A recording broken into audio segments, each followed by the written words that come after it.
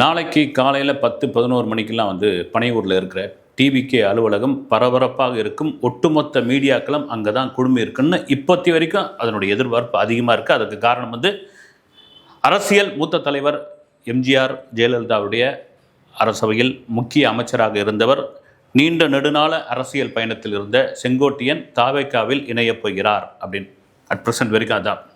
அதனால தான் நாளைக்கு பனையூர் அலுவலகம், பனையூர் தாவேக்காவுடைய அலுவலகம் பயங்கர பிஸியாக இருக்கும் அப்படின்னு இன்றைக்கி தார்மீக அடிப்படையில் சபாநாயகரை பார்த்து தன்னுடைய எம்எல்ஏ பதவியை ராஜினாமா செஞ்சுட்டார். அந்த கடிதத்தை கொடுத்துட்டாரு.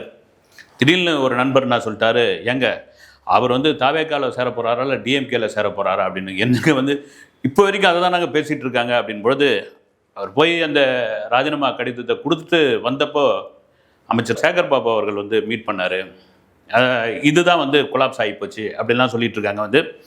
ஆனால் அவர் முந்த நாள் செங்கோட்டையன் இறங்கணும்னு மீடியா கேட்குறாங்க. 50 வருஷம் நான் இருந்துட்டேன் அதிமுகவில், 50 வருஷம் இந்த கட்சிக்காக உழைச்சிட்டேன். ஆனால் நேற்று எடப்பாடி பழனிசாமி என்னுடைய உறுப்பினர் கூட செல்லாது, நான் உறுப்பினராக இருக்கிறதுக்கு கூட தகுதி இல்லைன்னு சொல்லி என்னை வெளியேற்றிட்டாரு. இது எனக்கு கடுமையான மன உளைச்சலையும், எனக்கு என்ன சொல்கிறதுனே தெரியல அப்படின்னு அதுக்கு ஒரு விளக்கம் சொல்லிட்டாரு. நீங்கள் தாவேக்காவில் இணைய போகிறீராமே அப்படின்ற கேள்விக்கு பதிலே சொல்ல செங்கோட்டையன் இதுலேருந்து என்ன தெரியல, இல்லை இணையலைங்க, நான் எந்த கட்சியிலும் இல்லைங்க, எனக்கு 77 வயசாகி போச்சு, 50 வருஷம் அரசியலில் இருந்துட்டேன், நான் போய் ஓய்வு பெற போகிறேன், ரெஸ்ட் எடுக்க போகிறேன், நான் எதுவும் கிடையாதுங்க அப்படின்னு சொல்லிட்டு போயிருக்கலாம். ஆனால் அதுக்கு ஊன்னு சொல்ல, ஊன்னு சொல்ல, அப்போது தாவேக்காவில் அவர் இணைய போகிறார் அப்படின்ற ஒரு விஷயம் உறுதியாயிடுச்சு, ஏறக்குறைய உறுதியாயிடுச்சு. இது ஒரு பக்கம் இருக்கும்போது இன்றைக்கி நம்ம பஸ்ஸில் அப்புறம் காலேஜில் இப்போ இருக்கிற பசங்கள்லாம் ரூட்டு தலைன்றாங்க இல்லைங்களா. அப்படி அரசியலில் அந்த காலத்திலேயே ரூட்டு தலைன்னு பேர் எடுத்தவர் தான் செங்கோட்டையன் அவர்கள். ஏன்னா 72இல் எம்ஜிஆர் கட்சி ஆரம்பித்து அதன் பிறகு மறைந்த செல்வி ஜெயலலிதா அவர்கள் ஆட்சிக்கு வந்த பிறகும் அவர்களுக்கு, எம்ஜிஆருக்கும் ஜெயலலிதா அவர்களுக்கும் ஒரு ரூட்டு போட்டு கொடுத்தவர் ரூட்டு தலை.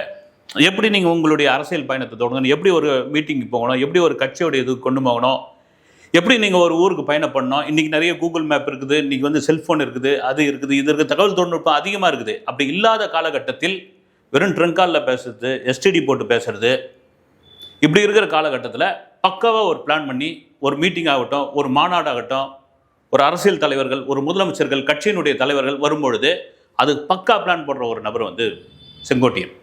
அது என்னென்னா களத்தில் இறங்கி களமாடுதல் அப்படின்னு பேர். அப்படி களமாடக்கூடிய ஒருத்தர் அதுதான் சொல்கிறார், 50 வருஷம் ஒரு கட்சிக்காக நான் உழைச்சிருக்கிறேன், நான் நேற்று வந்தவங்களாம் என்னை தூக்கி போட்டாங்க அப்படின்னு. சரிங்க, செங்கோட்டையன் 77 வயசாகிடுச்சு. விஜய் கட்சியில் இருக்கிற பசங்களாம் சின்ன சின்ன பசங்க, இளைஞர்கள், இவங்களுக்கு கூட எப்படி அவர் மிங்கிள் ஆவார். விஜய் யாரையும் மீட் பண்ண மாட்டேன்றாரு, யார் கூடயும் பேச மாட்டேன்றாரு, இல்லை இந்த போக்கு கண்டிப்பாக விஜய் மாற்றிக்கணும், மாற்றிப்பார். ஆனால் அந்த தலைமுறை இடைவேளைன்னு இருக்கு இல்லைங்களா, இவர் ஒரு பெரிய சூப்பர் சீனியர், அங்கே இருக்கிறவங்களாம் சின்ன சின்ன ஆட்கள், இளம் வயசுக்காரங்க, இவங்களுக்கு கூட எப்படி ஒத்து போகும் அப்படின்ட்டு செங்கோட்டையுடைய ஆலோசனை அவர்கள் கேட்க வேண்டும். அதுதான் ரொம்ப முக்கியமான ஒரு விஷயம். அதனால தான் பார்த்தீங்கன்னா தாவேக்காவில் ஒரு அவைத்தலைவர் அல்லது அமைப்பு செயலாளருக்கான பதவியை அவருக்கு கொடுக்க போகிறாங்கன்னு எனக்கு தெரிஞ்ச. அமைப்பு செயலாளர் அப்படின்ற பதவி ரொம்ப முக்கியமான ஒரு விஷயமா இருக்கும். ஏன்னா ஒரு கட்சிக்கு அமைப்பு செயலாளர் மிக மிக முக்கியமான ஒரு விஷயம். அந்த கட்சியினுடைய உட்கட்டமைப்பு, உட்கட்சி பூசலை தவிர்க்கக்கூடிய ஒரு நபராக இருக்க வேண்டும். ஏன்னா தாவேக்காவில் ஆரம்பத்துலேருந்து இப்போ வரைக்கும் சின்ன சின்ன உட்கட்சி பூசல்கள், சலசலப்புகள், இன்னும் அவங்க சரியாக ஃபார்ம் பண்ணல, இன்னும் தொகுதி பகுதியில் அந்த அளவுக்கு ஸ்ட்ராங்காக இல்லை, அதை வழிநடத்துறதுக்கு ஒரு சீனியர் இல்லை, இவங்களுக்கு ஆலோசனை சொல்கிறதுக்கு ஒருத்தர் இல்லை. இந்த 2ஆம் கட்ட தலைவர்களுக்குள்ளேயே ஒரு சின்ன சின்ன முரண்பாடுகள் இருக்குது. இந்த 2ஆம் கட்ட தலைவர்களை தாண்டி இருக்கிற நிர்வாகிகள்லாம் என்ன சொல்கிறாங்க, நாங்கள் எங்கள் தலைவர் விஜயை நேரடியாக பார்க்க முடியல, அவர்கிட்ட நேரடியாக பேச முடியல, ஆரம்பத்தில் சொன்ன விஷயம். அதை இந்த 2ஆம் கட்ட தலைவர்களாக இருக்கக்கூடிய புஷி ஆனந்த், ஆதவ் அர்ஜுனா, இவங்கெல்லாம் அப்படியே தடுத்துடுறாங்க, இவங்களை மீறி ஒன்றும் போக முடியல. இந்த மாதிரியான சலசலப்புகள் இருக்கும், எல்லா கட்சியிலும் இருந்திருக்குது, இது இருக்க தான் செய்யும். இதையெல்லாம் ஒரு சீனியர், ஒரு சூப்பர் சீனியர், அனுபவம் வாய்ந்தவர் ஒருத்தர் இருந்தால் எப்படி அதை தடுக்கலாம், எப்படி அதுக்கு ஒரு ஆலோசனை சொல்லலாம், எப்படி அவங்கள வழி நடத்தலாம் அப்படின்ற மிக மிக முக்கியமான ஒரு விஷயம். அதே போல் விஜய் யாருக்கிட்டையும் அதிகம் பேச மாட்டார், ரொம்ப நெருக்கமாக இருக்க மாட்டார். அதெல்லாம் செங்கோட்டையன் மாதிரியான சீனியர்ஸ் வந்த பிறகு அவங்ககிட்ட அடிக்கடி பேசணும், அவங்க சொல்கிற ஆலோசனைகள் கேட்டுக்கணும். இப்போ எலெக்ஷன் வேறு நெருங்கி வந்துடுச்சா, ரொம்ப மீட்டிங் வச்சுக்கணும், அவங்க கூப்பிடுவாங்க, அவங்களுக்கு தோன்றத்தை சிலர் சொல்லுவாங்க, அவங்க அனுபவத்துலேருந்து சில விஷயங்களை இப்படிலாம் போங்க தம்பி, இப்படிலாம் கரெக்டாக எடுங்க, இந்த ரூட் கரெக்டாக இருக்கும், இவங்ககிட்ட இப்படி பேசுங்க, இந்த மாதிரியான பிரச்சனை வருதா, அதுக்கு இப்படி தான் சால்வ் பண்ணணும் அப்படின்ற மாதிரி விஷயங்கள்லாம் வந்து சொல்லுவாங்க. அதை கேட்டுக்கணும். விஜய் அவருடைய அந்த போக்குலேருந்து கொஞ்சம் மாறிக்கணும்னு மாறிடுவார். ஏன்னா களத்துக்குள்ளே இறங்கியாச்சு. இறங்கின பிறகு இப்போ பாருங்கள், செங்கோட்டையன் உள்ளே வராருன்னு அதை ஒட்டி அதிமுகவிலிருந்து நிறைய பேர் உள்ளே வருவாங்க. நிர்வாகிகள் தாண்டி நீங்கள் இப்பயே ஒரு டாக் ஓடிக்கிட்டு இருங்க. ஓபிஎஸ் அவர் இன்னும் ஒரு 2-3 நாளில் ஒரு கட்சி ஒன்று அறிவிக்க போகிறாரு. அந்த கட்சியை அறிவிச்சுட்டு அவர் வந்து கட்சியை கொண்டு வந்து தாவேகால இணைக்கிற மாதிரி இணைக்க போகிறாரு. ஏற்கனவே அமமுக டிடிவி தினகரன் அவர் வந்து மறுபடியும் கட்சி இணைக்க போகிறாரு. இவங்க 2 பேரையும் கட்சியை இணைப்பதாக, அதாவது கட்சி கூட்டணியாக வந்து சேருவதாக தாவேகாவில் இப்படி வந்திருக்காங்க. செங்கோட்டையன் நேரடியாக தாவேகாவுக்குள்ளே போக போகிறார். இது ஒரு டாக் இருக்கும் பொழுது, குறிப்பாக செங்கோட்டையனுடைய 50 வருட கால அரசியல் அனுபவத்தை தாவேகா எப்படி பயன்படுத்தி கொள்ள போகிறது, இதுதாங்க ரொம்ப முக்கியமான ஒரு விஷயம்.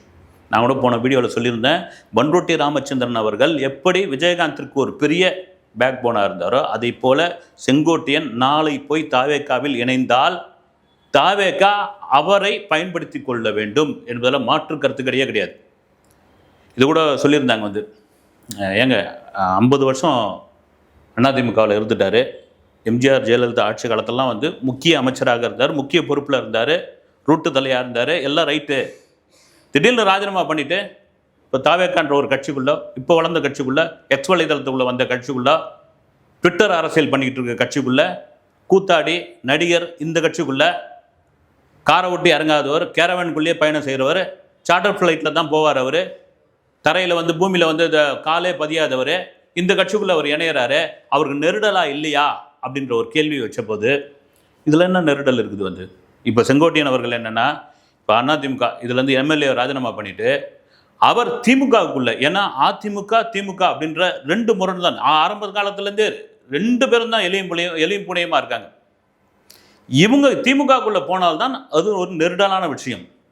ஆனால் தொடர்ச்சியாக விஜய் சார்ந்தவர்கள் தாவேகா தொடர்ச்சியாக திமுக எதிர்ப்பு அரசியல் தான் அவங்க பண்ணிட்டு வராங்க.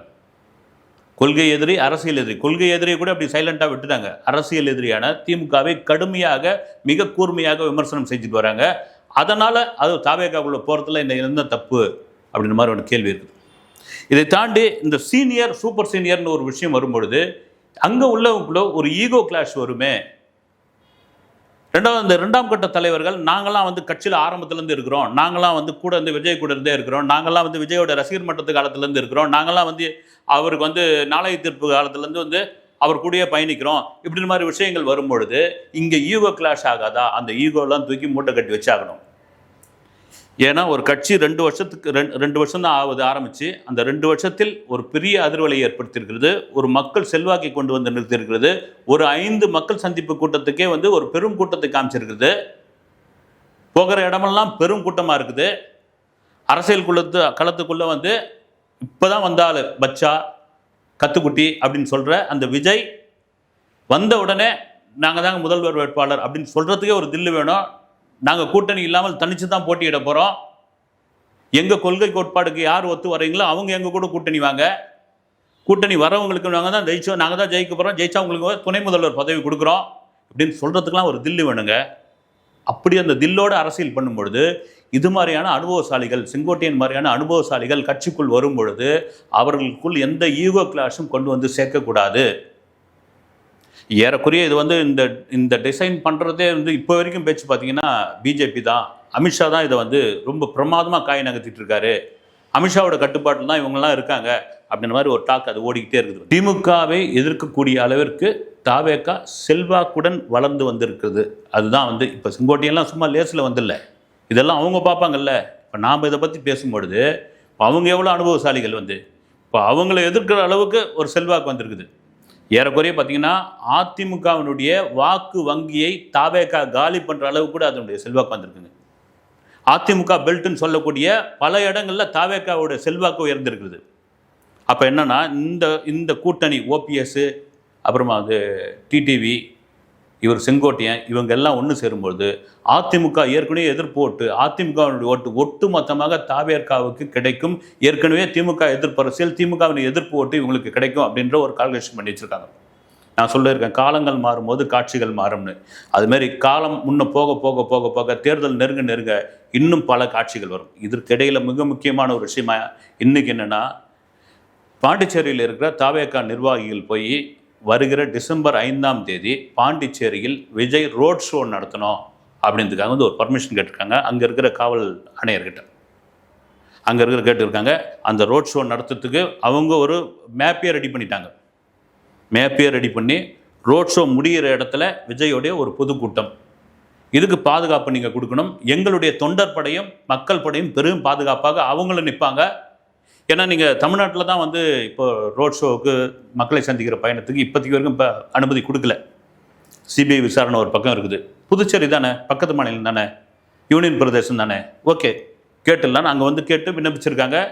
அது முதல்வருக்கு போகும், அங்கே உள்ள முதல்வருக்கு அவங்க ஆலோசனை பண்ணுவாங்க. ஒருவேளை கொடுக்கலாம். அப்படி அவருடைய இங்கே தமிழ்நாட்டில் கரூரில் அந்த பயணத்துக்கு ஒரு முற்றுப்புள்ளி வைக்கப்பட்டதை பாண்டிச்சேரியிலிருந்து விஜய் தொடங்க போகிறாரா அப்படின்ற ஒரு கேள்வி. ஏறக்குறைய அரசியல் களத்தில், தமிழக அரசியல் களத்தில் தாவேகா ஒரு பெரும் சூடு பிடித்த கட்சியாக தெரிய ஆரம்பிச்சிருது. செங்கோட்டையனை தொடர்ந்து இன்னும் யாரெல்லாம் உள்ளே வர போகிறாங்க, மாற்றுக் கட்சின்னு வர போகிறாங்க. பாமக ஒரு பக்கம் சைலண்ட்டாக இருக்குது, தேமுதிக ஒரு பக்கம் வந்து வைலண்ட்டாக இருக்குது. இன்னொரு பக்கம் பார்த்திங்கன்னா சில இதுவான கட்சிகள்லாம் அப்படி எதுவுமே சொல்லாமல் இருக்காங்க. இவங்கெல்லாம் யார் பக்கம் அப்படின்னு பொழுது பார்க்கலாம். காற்று எந்த பக்கம் திசை அடிக்குது, காற்று எந்த பக்கம் போகுது, எலெக்ஷனுடைய அந்த மணலில் எப்படி மாறுது. ஏன்னா ஆளாளுக்கு வந்து ஒரு ப்ரைவேட் சர்வே நடத்திக்கிட்டு இருக்காங்க, ரகசிய சர்வே நடத்திட்டு இருக்காங்க. அந்த ரகசிய சர்வேவில் விஜய் சொன்ன மாதிரி தான் DMK versus TVK, TVK versus DMK அப்படின்ற அளவுக்கு தான் வருகிற 2026 தேர்தல் இருக்கும் என்பது பலருடைய கருத்து கணிப்பு. இதையெல்லாம் தாண்டி நாளை காலை பனையூர் டிவிகே அலுவலகம் எப்படி இருக்க போகிறது என்று உங்களைப் போலவே நானும் அவளுடன் எதிர்பார்த்து கொண்டிருக்கேன். அடுத்த வீடியோவில் சந்திப்போம். நன்றி.